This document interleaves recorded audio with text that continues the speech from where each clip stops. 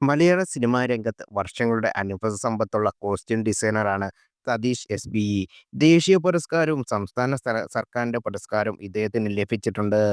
1998 പുറത്തിറങ്ങിയ ദയ എന്ന സിനിമയിലെ കോസ്റ്റ്യൂം ഡിസൈനറായാണ് ദേശീയ പുരസ്കാരം ലഭിച്ചത്.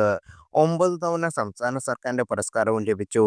സതീഷ് കോസ്റ്റ്യൂം ചെയ്ത സിനിമകളാണ് മമ്മൂട്ടി നായകനായ രാജമാണിക്യം. സിനിമയിലെ ഓർമ്മ പങ്കുവച്ചുകൊണ്ട് സതീഷ് പറഞ്ഞ വാക്കുകളാണ് ഇപ്പോൾ ശ്രദ്ധ നേടുന്നത്. ചിലർ സ്വർണ്ണമാണെന്ന് ഇടില്ല. മമ്മൂക്ക രാജമാണിക്യം സിനിമയിലിട്ട ആഭരണങ്ങൾ സ്വർണം തന്നെയാണ്.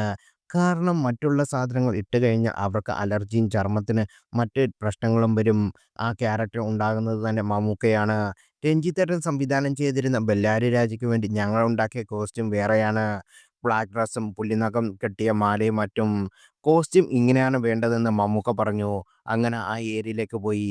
സത്യത്തിൽ എനിക്ക് ഭയങ്കര ഭയമായിരുന്നു. പക്ഷെ മമ്മൂക്ക കോസ്റ്റ്യൂം അങ്ങനെയാക്കുകയും അതിനോടൊപ്പം അദ്ദേഹത്തിന്റെ മാനറിസം വന്നപ്പോൾ വളരെ നന്നായി എന്നും സതീഷ് പറഞ്ഞു. മമ്മൂക്ക ഫ്രണ്ട്സിനോട് വിളിച്ചു പറഞ്ഞതും ചെയിനും മറ്റും വരുത്തിയിരിക്കുകയാണ്. ഇന്ന് രാജമാണിക്യത്തെ കോസ്റ്റ്യൂം സ്റ്റേജ് ഷോയിൽ കാണാമെന്നും എസ് പി സതീഷ് ചൂണ്ടിക്കാട്ടി. ലക്ഷറി വാച്ചുകൾ ധരിക്കേണ്ട സീനുകളുണ്ടെങ്കിലും ചിലപ്പോൾ അഭിനേതാക്കൾ അവരുടെ കയ്യിലുള്ളതെടുക്കും. എവിടെ നിന്നാലും അങ്ങനെ ഒരു വാച്ച് കളക്ട് ചെയ്യും. പല സിനിമയ്ക്ക് വേണ്ടിയും വാച്ചുകൾ ഉണ്ടാക്കിയിട്ടുണ്ടെന്നും സതീഷ് പറഞ്ഞു.